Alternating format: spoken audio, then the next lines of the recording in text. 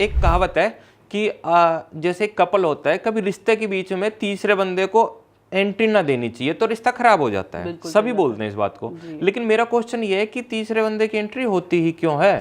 बहुत सारी चीजें हैं जिसमें तीसरे बंदे की एंट्री हो जाती है, हम चाहते तो नहीं है। ये तीसरा बंदा आपके घर का कोई हो सकता है, जैसे सास ससुर या सिबलिंग्स। सिबलिंग्स मतलब उस तरफ ननद जेठानी, इस तरफ के कोई भाई भाई साला और ये वो, या फिर कोई थर्ड एक्सटर्नल फैक्टर। जैसे मैं तो घर की मेड के एग्जांपल्स देती हूँ।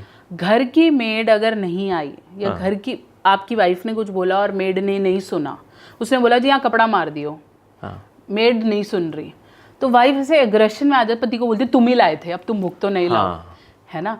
तो एक थर्ड फैक्टर आपके अंदर की कितनी चीज़ें खराब करता है आपको नहीं पता।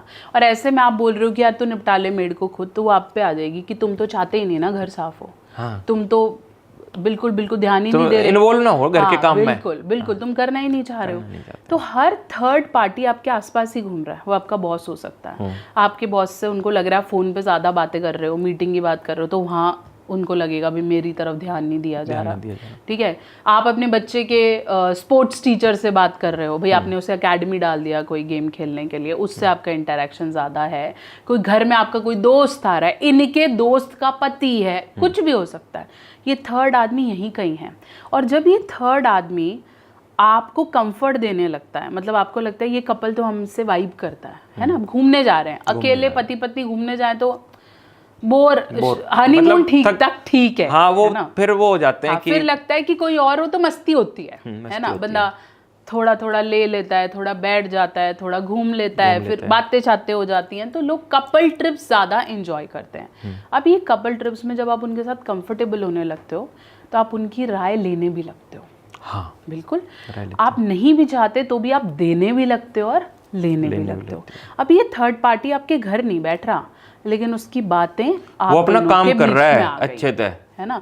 अब मान लो आप परेशान हो और उसने बोल दिया यार तू इतना ना टेंशन ना लिया कर, 8 बजे आया कर, और बोला 8 बजे से पहले मैं नहीं आ सकता, मेरा काम होता है, तो इतना क्यों टेंशन लेता है। सीख दे दी एक उसने। अब आदमी को लगा सही तो बात है, 8 बजे मैं सुबह जा रहा हूँ, 8 बजे आ रहा हूँ, और कितना वक्त चाहिए बीवी को, ठीक तो है, बच्चे ही तो हैं, संभाल सकते हैं। लेकिन वो आपके घर में वो मेजर रिफ्ट आ गया, लड़ाई आ गई, कर दिया उसने और उस थर्ड आदमी का उसकी इंटेंशन भी बुरी नहीं है। हाँ, वो चाहता है कि लड़ाई ना हो, वो तो आपके अच्छे के लिए बोल रहा था, कोई गलत नहीं है, लेकिन हर परिवार का माहौल अलग, परवरिश अलग, जिम्मेदारियां अलग, तो हर चीज़ें अलग हैं।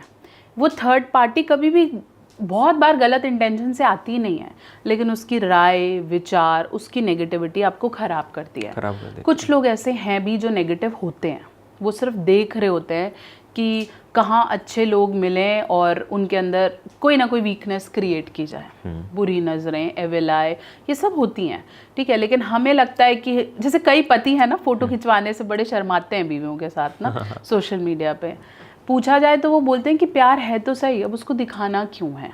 हाँ, प्यार तो करता हूँ, उसे शो क्यों करना है। और पत्नियों को ये लगता है कि आदमी तो मेरे साथ खिंचवाता ही नहीं है ना, ये तो मेरी खींचते भी नहीं, है ना, मैं बोल भी दूं मैं अच्छी लग रही हूँ जी 2 फोटो ले लो, तो बोलते चल घर अब, है ना, लेट हो गया।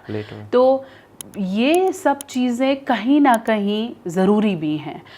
अगर आप प्यार करते हो तो सोशल मीडिया पर और इन सब पे बहुत आया दिखाने की ज़रूरत नहीं है। आपके पास तो लोग अपनी वो लेके आते होंगे अलग अलग तरीके की बातचीत, काफ़ी लड़के भी देखे हैं आपने, लड़कियां भी देखी हैं, तो आज हमें बताओ किस तरीके के वो लड़कियां होते हैं जो घर ना बसा सकते, जिन्हें आप देख के ये कह सकते हो कि भाई इनका घर बसना तो मुश्किल है।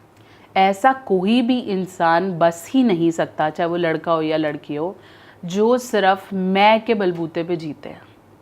रिश्ते रखने के लिए हम वाली भावना बहुत ज़रूरी है, मैं वाली ना होनी चाहिए, बिल्कुल नहीं होनी चाहिए, अहंकार ना होना चाहिए, बिल्कुल नहीं होना चाहिए।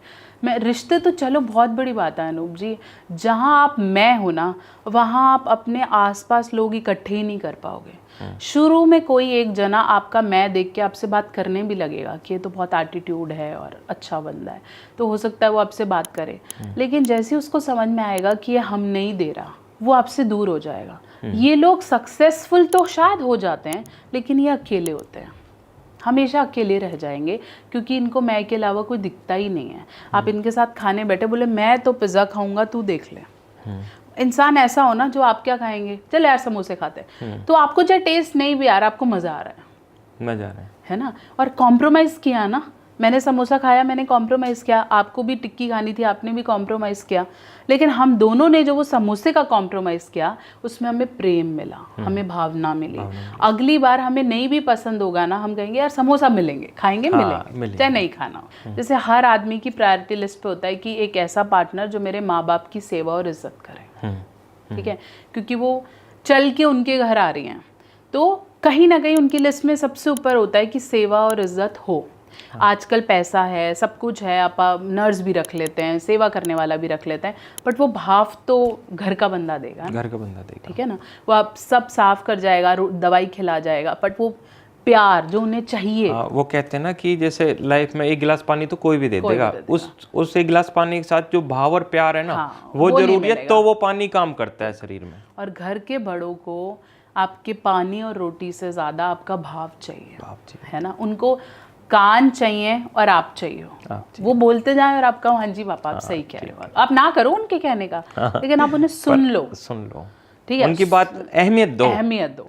उसके बाद ये मत बोलो कि लाल लाल नहीं होता। अगर वो बोल रहे हैं ना लाल लाल होता है, तो आप बोलो हाँ लाल तो लाल ही होता है, लेकिन मेरे पास एक पिंक भी है, वो भी देखेंगे, वो समझ जाएंगे।